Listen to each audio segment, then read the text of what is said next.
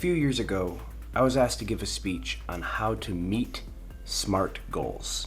SMART goals are S-M-A-R-T, specific, measurable, obtainable, realistic, and time-bound. But I noticed that the majority of my speech had to do with ways that we fail at our goals. We sat around and brainstormed, about 30 or 40 of us, for all the reasons that you could possibly not meet your goals. And we were able to categorize them within means, motive, and opportunity. This seems like a pretty simple concept, but it's one that we don't spend a lot of time discussing or laying out fully.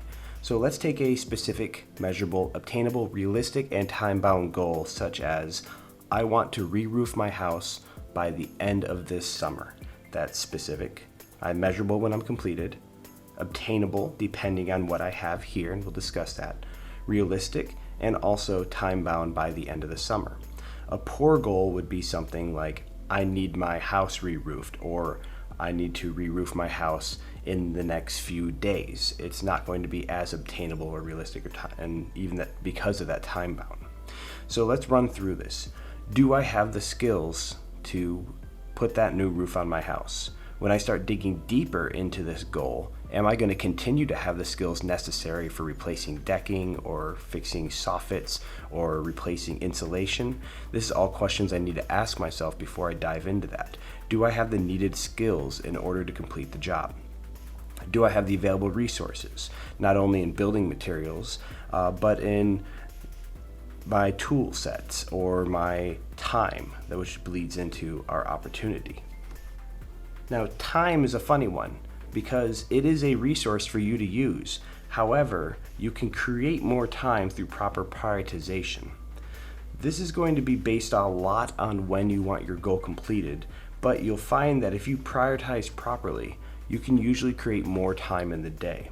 I've been asked how I'm able to get these things done after a full day of work, and I say I just have to prioritize it a little bit higher than my relaxation, prioritize it a little bit higher than my time off, so that I can actually focus on building these skills over time, and I have the means and opportunity to knock out my goals. So we have our skills, we have our resources, we have our time, and we have prioritized. The one thing that's going to stop us now is ourselves. And motive and motivation is the hardest part to cultivate out of all of this. You can, over the span of your life, develop your skills and build resources. You can prioritize and make more time. But finding motivation is one of the number one most difficult things to do when doing complex or hard jobs that you don't enjoy. Now, I could spend hours talking about this, but the point of this video is to be nice and short and concise. So I'm going to talk about a few ways that I bolster my motivation in order to keep going when I feel like I want to stop.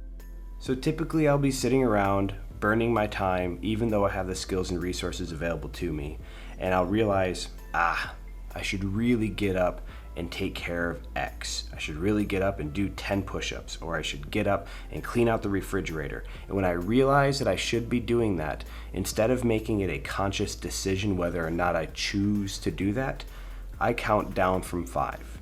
This countdown or count up, and I've done it either way, when I get down to 0, 5, 4, 3, 2, 1, 0, I consciously decide that it is not a decision and that I am forced to and obligated to get up and do that thing.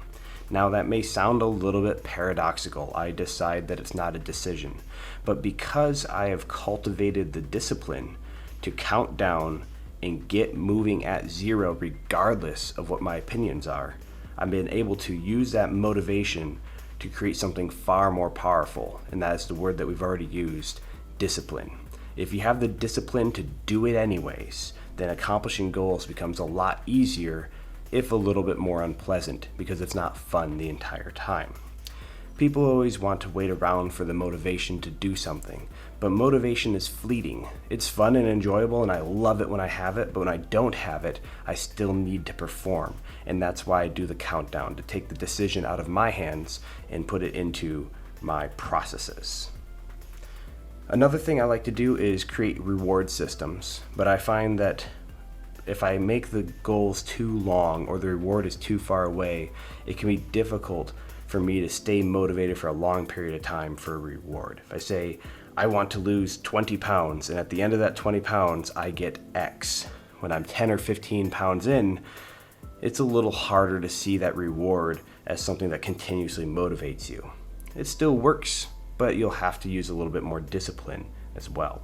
And the best reward, in my opinion, is enjoying what you've done. No matter how busy I am or how many projects I have, when I complete something, I always step back, usually physically, step back, walk away, turn around, and reveal what I've already done so that I can enjoy the process. Recently, we re-roofed a part of the house up north in the northern woods of Michigan, and it's something that I could have finished and then rushed on to filling the woodshed or falling a tree or using the sawmill. But instead, I stepped back, walked about 60 feet away, I took a deep breath, I turned around and I enjoyed the rewards and the fruits of my own labor by looking at something that I had completed.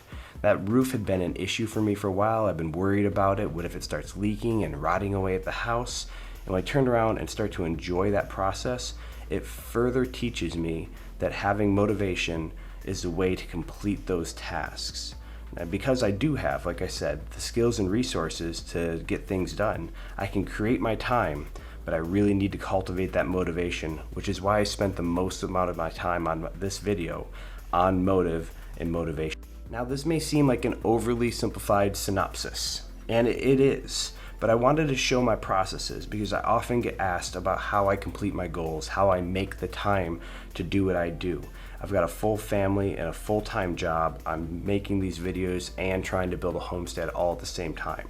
And I don't meet all of my goals, but when I don't meet them, it's usually because I didn't find the motivation or discipline to do it, or I couldn't find the time or prioritize that goal high enough, and occasionally because I don't have the skills or the resources in order to knock out that job. If I don't have the materials, or I break something, or I get too deep into a job where it requires more skills and resources than I thought I had in the beginning, then it's going to elongate that goal. I'm going to have motivational issues. That's going to create more time needed to build those resources and skills back up, and it's going to start spitballing and falling apart. That's why I try to stick to small goals each day that build into an overall larger picture, and that seems to work out for me. I'm interested in what goals you guys have. If you're able to post down in the comments below, we'll see if they're specific, measurable, obtainable, realistic, and time-bound, and then run through this process. What are you missing for your goals? If it's a realistic goal, you should be close on the skills and resources. You should be able to create enough time or cultivate that prioritization so you have enough time, and then focus on that motivation, discipline, rewarding yourself, and enjoying what you do. That's all I have for you today. Thanks for stopping by. If you enjoyed my video, please subscribe, like, share. Anything you do that helps the channel is super appreciated. Thank you, and have a great night.